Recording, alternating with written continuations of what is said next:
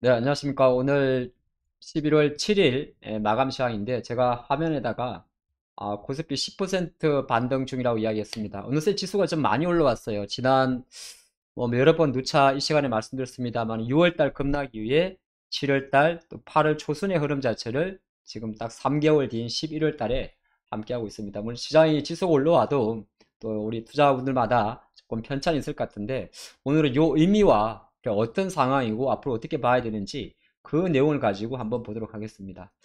자, 제가 이렇게 적어 놨는데 코스피가 베어마켓 랠리다. 베어마켓이라는 게 약세장에서 일시적 반등을 이야기하죠. 뭐 데스켓 바운스라 이야기할 수도 있고 베어가 보통 곰이니까 어떻게 보게 되면 역배열에서 급락한 상태에서 기술적 반등인데 어쨌든 랠리는 랠리라는 겁니다. 그리고 코스닥 중소형주가 조금 안 가요. 코스피가 한 10%, 5, 6% 웃을 때 코스닥은 1% 나누었는데 코스닥은 제가 710이라는 자리에 좀 집중을 하고 있습니다. 요 이야기를 함께 보도록 하겠습니다. 지수부터 먼저 보도록 할까요?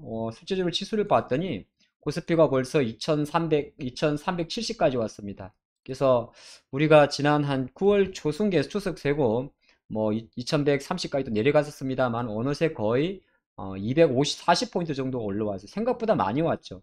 그리고 정확하게는 지금 조금 디테일하게 보게 되면 요 검정색이 5일선인데 지수가 5일선 이탈한 게 언젠가요? 거의 제 생각으로는 한참 된 것 같은데 어디 갔어요? 도망을 갔어요? 도망을 갔는데 지수가 이거 월간 기준으로 5월선 이탈한 게 지난해 12월 달 이후 처음입니다. 11개월 만에 기술적으로만 놓고 보면 11개월 만에 월봉 기준으로 월봉 어디 갔어요? 네, 삼성전자인데 잠깐 지금 그 옆에 같은 그림인데 11월 달도 제대로 가지는 않았었군요.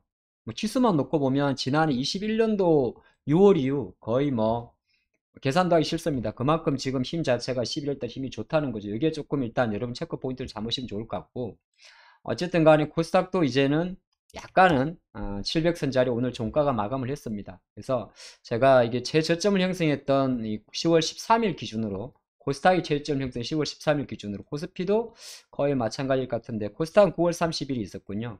그래서 10월 13일 기준으로 한번 데이터를 정리를 해봤습니다. 내용을 조금 보시면 어쨌든 동기간 동안에 외국인들은 대략적으로 코스피에서 3조 5천억을 매수를 했고 개인들은 3조 8천억을 매도를 했습니다. 근데 의외로 기관들의 매매는 누적이니까 거의 뭐 파업이에요. 오히려 팔았다가 많습니다. 왜냐하면 금융투자의 매수가 많음에도 불구하고 그러면 누적적으로 연기금은 계속적으로 주식을 비중왔던 거죠.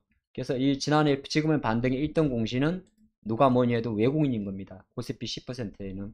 그러니까 뭐 ETF도 10%는 올랐겠죠. 그래서 과연 그들이 뭘 샀는지를 다시 한번 이제 보게 되면 그래서 날짜를 이렇게 10월 13일부터 코스닥이 저점을 형성했던 요 기준으로 한번 잡아봤어요. 그랬더니 아까 얼마 샀습니까? 3조 원 정도, 3조 5천억 샀는데 그 중에서 1조 원 정도가 삼성전자입니다. 삼성전자도 대략 10% 올라왔죠. SDI는 그 이상 올라갔을 거고 LG엔솔도 마찬가지, 포스코도 마찬가지겠죠. 하이닉스는 지금 오히려 빠져 있습니다. 그러면 어쨌든 외국인들 입장에서는 코스피 주식이라 할 수 있는 바이 코리아를 했고 삼성전자에서 바이 코리아를 했고 그런 배터리를 샀습니다.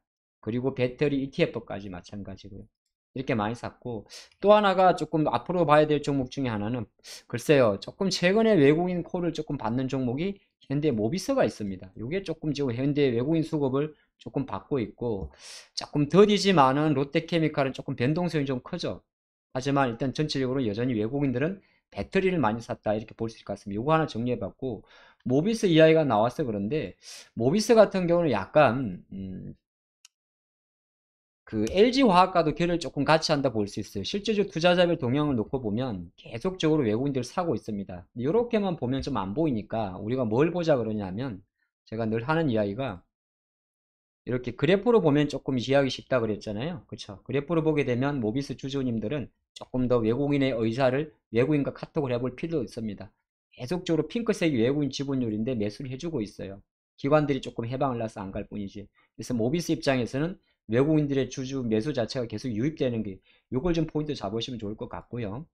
그리고 나면 이제 과연 더 다른 것도 봤는데 아 이게 요게 뭡니까? 똑같은 거 두 개 적어놨네. 예. 요거는 뭐냐 하면은 과연 연기금들이 아까 주식을 많이 팔았다 그랬잖아요. 동기간 동안에 도대체 연기금 어떤 매매를 했는지를 제가 조금 비교를 해봤습니다. 근데 연기금은 역시나 공통점은 있어요. 역시 LG엔솔에 대해서는 공통점인데 LG화학까지도 공통점인데 포스코케미칼까지도 공통점입니다. 근데 약간 좀 결이 다른 게 약간 삼바도 공통점인데 요새 들어서 약간 네이버 좀 사고 있고요. 연기금들이 NC소프트 조금 사고 있습니다. 아모레포스픽도 좀 사고 배당을 좀 많이 S홀도 사고 있습니다. 그쵸? 고려아연도 조금 비중을 늘리고 있고 그래서 연기금 입장에서 여기는 지금 네이버는 조금 변동성이 큰데 여기 조금 볼 종목은 NC소프트하고 SOL 정도가 될 것 같습니다. 그래서 우리가 다시 동일한 그림으로 보게 되면 NC소프트 같은 경우도 연기금 콜을 좀 많이 받았어요. 조금 전에 봤던 대로 요 추이를 좀 놓고 보면 요 그래프에서 이제 파란 선이 기관인데 여기에 이제 연기금이 좀 크다는 거죠. 약간 비중을 줄였었어요. 그래서 오히려 외국인들은 뭐 조금씩 사고 있는데 비중이 그렇게 액티브하지 않고 그러면은 NC소프트 입장에서는 아무래도 기관 매수 좀 보시는 게 좋을 것 같고 010950 SOL 같은 경우가 보통 기관들이 조금 좋아합니다. 주가가 이제 어느새 95,000원까지 왔는데 SOL이 지금 월봉 기준으로 놓고 보면 조금은 뭐 반등에 따른 것도 있습니다만은 욕심을 조금 내보고 싶은 왜냐하면 지금 유가가 다시 어느 정도 오르는 그림이니까 요 개를 좀 가져가는 게 좋을 것 같아요. 그래서 조금 더디지만은 정유회사 쪽으로 SOL이나 GS 같은 쪽으로 자금이 들어온다. 요 생각 조금 가져가시는 것도 나쁠 것 같지는 않습니다. 근데 이제 연기금 이렇게 했는데 판 건 안 봐요. 기관들은 어쨌든 주식을 많이 팔았는데 코스닥이 조금 못 가잖아요.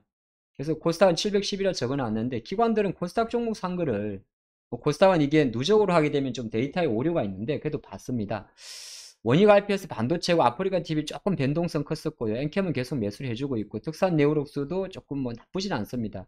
나노신소재는 주가가 조금 주춤드릴 것 같고요. 아바콘 좀 많이 슈팅이 났던 기업이고 배터리 종목 있습니다. LF 첨보 밑으로 조금 더 볼까요? PNT는 조금 지금 주가가 급등이 쉬고 있고 펄어비스 좀 사고 있고 동진 세미캠, 나스미디어 있겠는데 나스미디어 같은 경우는 아시겠지만은 넷플릭스 관련해 주가가 좀 올랐던 종목이에요. 위치는 사실 조금 애매합니다. 눌림목이라 볼 수 있고요. 그렇게 볼 수 있을 것 같죠. 근데 조금 전에 봤던 종목 중에서 아프리카 TV 같은 경우는 그래서 이것도 아직까지는 차트는 조금 그냥 거는 그렇습니다. 아프리카 TV는. 근데 오히려 기관들이 의외로 펄어비스 같은 종목을 조금씩 산다. 지금 왜냐면 낙폭주의 반등이니까. 이 펄어비스입니다. 펄어비스. 뭐 게임주의 치사 선택에 따라 다르겠지만 일정 부분 기관들이 살아가는 종목에 펄어비스가 조금 있구나. 요거는 조금 보시는 게 나을 것 같아요. 물론 아직까지 연속성은 조금 애매하긴 한데 그래도 빨간 날이 조금씩 잡힌단 말이죠. 이런 거 조금 보시면 좋을 것 같고요. 그러니까 여기서 하나 제 보다 말았는데 동진 세미캠도 마찬가지입니다. 어쨌든 삼성전자에 대한 매수세가 계속 들어온단 말이죠. 그럼 동진 세미캠의 주가인데 주가는 다시 이제 28,000원대 정도에서 약간 잡아주는 그림이에요. 잡아주는데 수급을 놓고 봤을 때 실제적으로 약간 보니까 이는 외국인도 조금 들어오고 기관들은 이렇게 보니까 잘 안 보이죠. 그래서 그래프로 봐드립니다. 그래프로 봐드리니까 동진 세미캠의 차트가 약간 지금 무슨 수급도 약간 이렇게 뭉쳐 있습니다. 그죠? 위가 아래 갈지. 근데 이와 같이 기관들이 어쨌든 신나게 팔다가 녹색인데 최근 두 달 전후는 주가를 안 팔아요. 다음 동진 세미캠 같은 경우는 약간 지금 차트가 우리 기술적으로 놓고 볼 때 수렴한다 그러잖아요. 저점도 높이고 있고 그쵸. 보기 따라 조금 다른데 저는 사실 고점 낮추는 것보다 전적 높이는 거 되게 중요하거든요. 약간 변동성 임박도 준비하고 있습니다. 이렇게 되게 되면 이런 차트가 되게 이쁜 그림으로 가요. 뭐 이쁘다는 표현이 저한테는 좀 안 맞는 표현인데 그렇죠. 그래서 월봉 같은 경우도 지금 약간 월봉은 긴가민가죠. 그러면 사람으로 치게 되면 약간 무릎 정도가 돼요. 주봉은 약간 근데 아슬아슬하지만 이런 종목들이 반도체주들이 대부분 이렇습니다. 원익 IPS도 마찬가지겠죠. 근데 원익 IPS 같은 경우는 반도체 낸더나 메모리 쪽이라 조금 자신 없을 수는 있긴 있어요. 근데 동진 세미캠 같은 경우는 뭐 배터리 재료도 있고 또 소재 쪽이다 하다 보니까 오히려 또 포토 레지스턴트 이슈도 있죠. 그러다 보니까 이제 삼성과 관련해서 길을 짓는다면 조금 주목을 받을 수가 있습니다. 오늘 조금 길게 좀 했군요. 길게 좀 하긴 했는데 중요한 거는 뭐냐 하면 여러분들이 조금 보실 때도 시장이 이제 어느 정도 10% 정도면 조금 더 자신 있게 봐도 될 것 같아요. 뭐 항상 그렇습니다만은 이 가지 잘 꺾고 왔는데 아마 확인하기 지난달보다는 좋은 공기라는 것을 확인하는 그런 영상이 됐으면 좋겠습니다. 내일 뵙겠습니다.